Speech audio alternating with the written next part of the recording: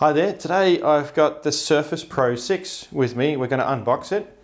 Isn't it great that Microsoft have finally gone back to calling this the Surface Pro 6 instead of the Surface Pro 2019 or 2018? Who knows what they would have called it. But let's get the knife out and give it a go.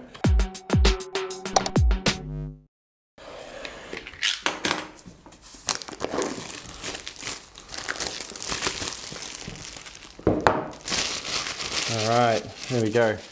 Get rid of the plastic.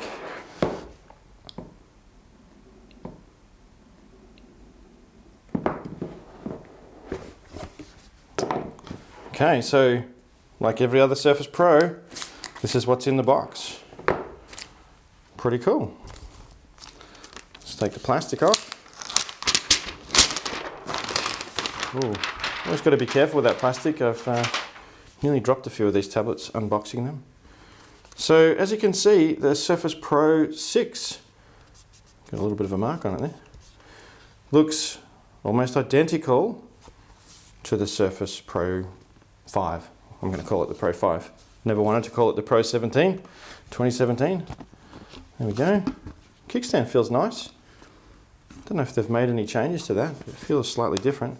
I guess the really big changes that have happened with the Surface Pro 6 is a new processor. So we've gone to the Intel 8th generation processor. And this particular unit here, let's have a quick look here. Yeah, it's the top of the range, 1 terabyte, 16 gig of RAM, i7 processor. So this is actually a unit that I'm not going to use. It's not for me. This one's actually for one of our video production people. Olivia's going to be using this and to produce our videos here, because we actually produce these videos, all of our videos, on the Surface Pro. And the Surface Book too, actually. What else is in the box is a little warranty card package, of course. Probably stuff we're never going to read. Doesn't have a pretty little brochure in it like the Surface Studio 2 did. Oh well, let's put that one back. Who knows, I might read one of these one day.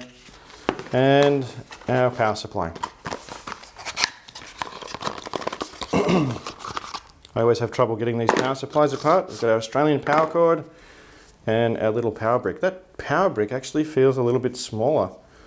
Definitely smaller than the one I'm using now. So I don't know if they've changed the size of this, but looking at that, the feel of it, it's quite good. It's got the USB port on the side, so plug it into the wall, plug your phone in, charge up your phone or some other USB device. That's really handy with the Surface Pro. All right. And I'll put this stuff back and open up the keyboard. So we've just been debating what color this keyboard is, and I can't remember what they call it.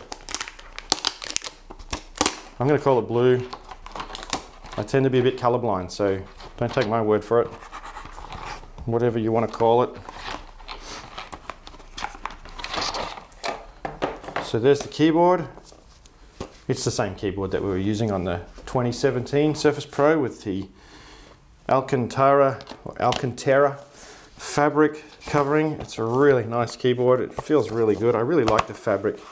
Such a brilliant idea from Microsoft Surface to do those keyboards in fabric, especially in that nice Alcantara fabric.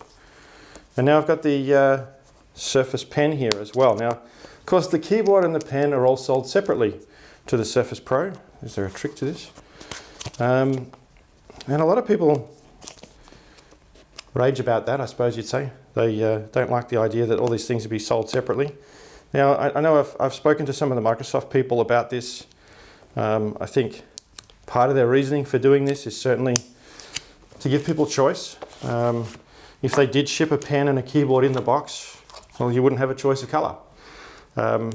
And if they kitted all of those things together, they'd need to carry inventory for each of the different variations and colors that you want.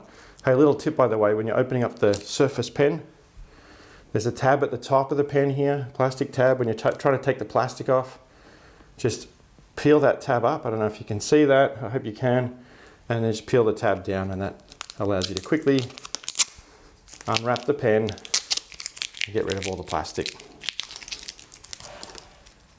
some ASMR sounds there for you with that plastic. All right, and there is the pen attaching to the side of my Surface Pro 6. Very nice. So just grabbing my Surface Pro 2017, you'll see that they look almost identical. And that's because the case or the chassis of the device is the same. So one of the results of that is that you have the same mini display port and the same USB port on the side. It's a full-size USB port and the Surface connector. That's really the only ports that we've got on the Surface Pro.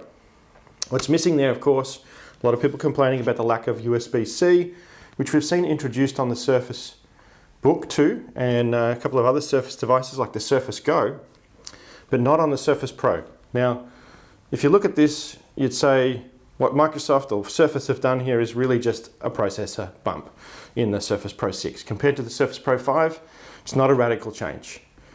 The rumors that we're seeing is and hearing are that perhaps this year there will be a major change to the Surface Pro, perhaps later in 2019.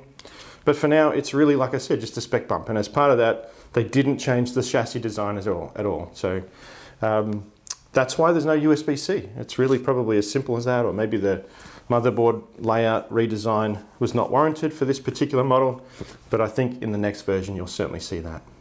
So that's the Surface Pro 6, again, with the Surface Pro 5 or the 2017 Surface Pro. The processor in this particular model, especially being the 8th generation i7 processor, is actually a quad-core processor. So that is a significant upgrade in terms of performance. And that's one of the reasons that I've decided to upgrade Olivia's computer here, bearing in mind that she's doing video production work. But for me personally, I'm a much more mobile worker. I barely get to spend any time in the office. And when I am, I'm probably doing a video like this one here. So I'm sticking with the Surface Pro 2017, specifically the LTE model. So the interesting thing is that the LTE model has not been even talked about in the Pro 6. And what I suspect is because the Pro 6 is really just a spec bump, and that Microsoft, certainly the rumors are that they have something in the pipeline to upgrade the Surface Pro form factor. That they're not going to bother with an LTE model for the Surface Pro 6 because for people like me, mobile workers, the Pro 5 LTE model is perfectly fine. I mean, the performance is fantastic. This does everything that I need it to do, and it keeps me mobile. Having that always-on LTE internet connectivity is just fantastic. So I really love the LTE model of the Surface Pro. That said, I'm looking forward to whatever comes next in the Surface Pro, as long as it comes with LTE.